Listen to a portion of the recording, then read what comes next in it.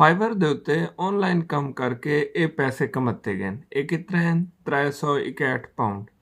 ਹੁਣ ਅਸੀਂ ਇਹਨਾਂ को ਕਢਵਾਉਣੇ ਕਿ ਸਾਡੇ ਅਕਾਊਂਟ ਵਿੱਚ ਆ ਵञनि। ਉਹ ਅਕਾਊਂਟ ਪਾਇਓਨੀਰ ਦਾ ਥी ਸਕਦੇ, ਪੇਪਾਲ ਦਾ थी ਸਕਦੇ, ਉਹਦੇ 'ਚ ਅਸਾਂ ਕਢਵਾ ਸਕਦੇ ਹਾਂ। ਇਹ ਮੈਂ ਤੁਹਾਨੂੰ ਤਰੀਕਾ ਦੱਸਣਾ ਕਿ ਅਸਾਂ ਕਿਵੇਂ ਕਢਵਾਉਂਦੇ ਹਾਂ। फाइवर ਦੇ ਵਿੱਚ ਇੱਕ ਆਪਸ਼ਨ ਹੁੰਦਾ, ਇਹਦਾ ਨਾਮ ਹੈ ਮਾਈ ਬਿਜ਼ਨਸ। ਇਹਦੇ ਉੱਤੇ ਕਲਿੱਕ ਕਰੇ ਸੋ ਇਹ ਚੌਥਾ ਆਪਸ਼ਨ ਹੈ ਜਿਹੜਾ ਅਰਨਿੰਗ ਵਾਲਾ, ਇਹਦੇ ਉੱਤੇ ਕਲਿੱਕ ਕਰੇ ਸੋ ਇਹ ਜੇ ਆ ਗਏ ਪਾਉਂਡ ਡਾਲਰ ਕਿ ਇੱਕ ਤੁਸਾਂ ਵਿਡਰਾ ਕਰ ਸਕਦੇ ਹੋ। ਇਹ ਤੱਲੋ ਜਿੱਥੇ ਖੜੇ ਮੈਨੇਜ ਪੇ ਆਊਟ ਮੈਥਡ, ਇਹਦੇ ਉੱਤੇ ਕਲਿੱਕ ਕਰਕੇ ਤੁਸਾਂ ਆਪਣਾ ਬੈਂਕ ਅਟੈਚ ਕਰ ਸਕਦੇ ਹੋ। ਮਤਲਬ ਤੁਸਾਂ ਆਪਣਾ ਬੈਂਕ ਐਡ ਕਰ ਦੇ ਸੋ ਜਿਹੜਾ ਵੀ ਤੁਹਾਡੀ ਅਰਨਿੰਗ ਥੀ ਸੀ ਉਹ डायरेक्ट ਤੁਹਾਡੇ ਬੈਂਕ 'ਚ ट्रांसफ़र थी वैसी। मेरा क्योंकि पहले ऐड थिया खड़े, मैं विदड्रॉ बैलेंस के उत्ते क्लिक करेना। जो ही मैं क्लिक करे सा एक ऑप्शन